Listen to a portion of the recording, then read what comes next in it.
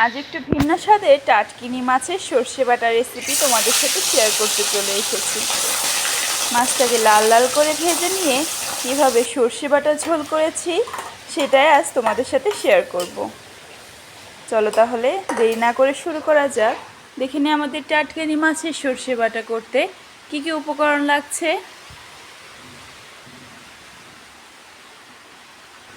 তো প্রথমেই নিয়েছি টাটকিনি মাছ।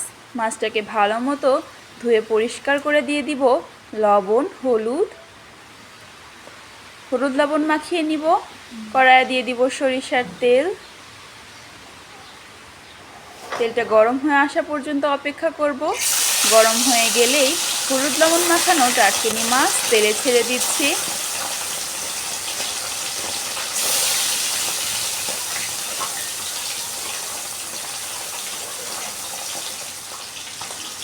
একটু সময় নিয়ে লাল করে ভেজে নিতে হবে মাছগুলোকে।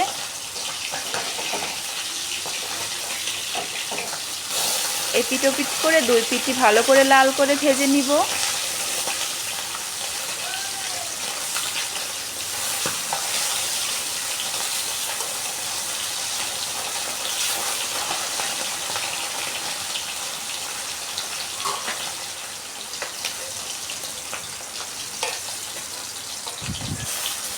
লাল করে মাছগুলোকে ভাজা হয়ে গেলে তুলে নিচ্ছি।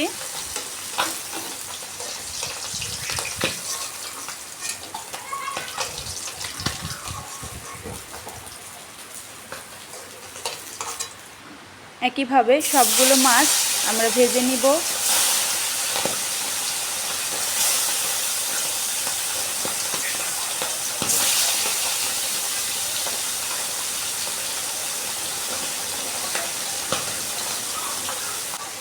মাছগুলোকে লাল করে ভাজা হয়ে গেলেই এই মাছগুলোকেও তুলে নিব।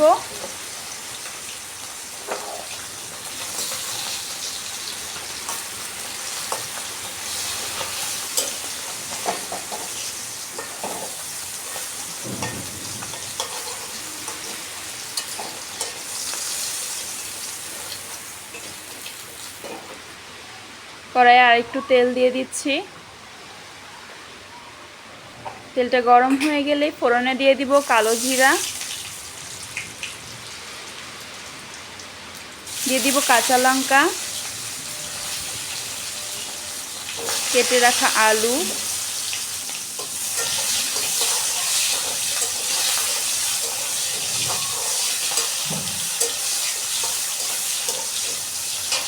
একটু নেড়ে ছেড়ে দিয়ে দিব কেটে রাখা পটল।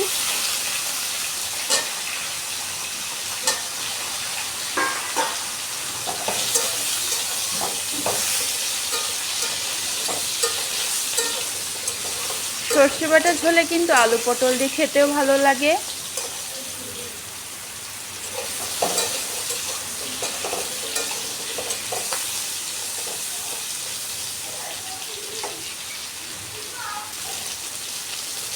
দিয়ে দিচ্ছি লবণ, একটু হলুদ দিয়ে দিব। হলুদ আর লবণটাকে দিয়ে আলু পটল ভালো করে ভেজে নিতে হবে।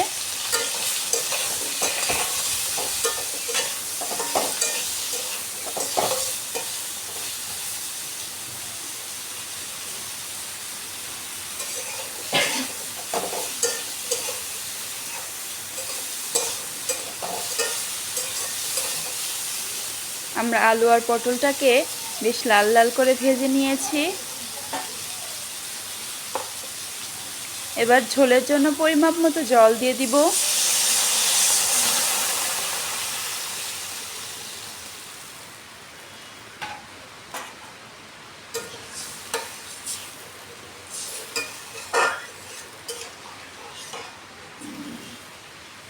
এবার দিয়ে দিব সর্ষে বাটা।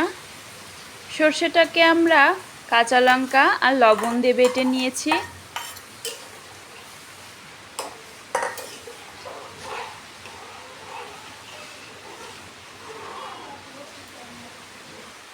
দিয়ে দিচ্ছি একটু হলুদ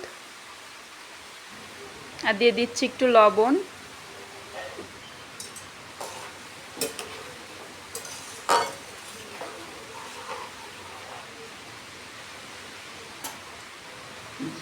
ঝোলটা ফুটে উঠেছে।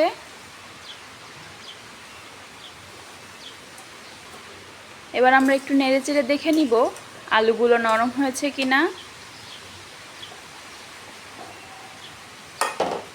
আলুগুলো একটু শক্ত থেকে গেছে, আমরা আর একটু সময় ফুটিয়ে নিব।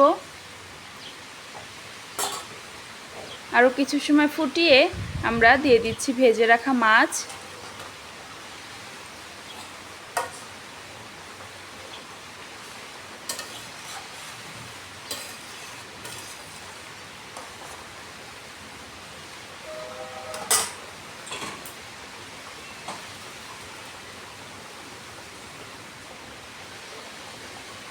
মাছটাকে দিয়ে ঝোলটাকে হালকা ফুটিয়ে নিতে হবে। দিয়ে দিব একটু সরিষার তেল।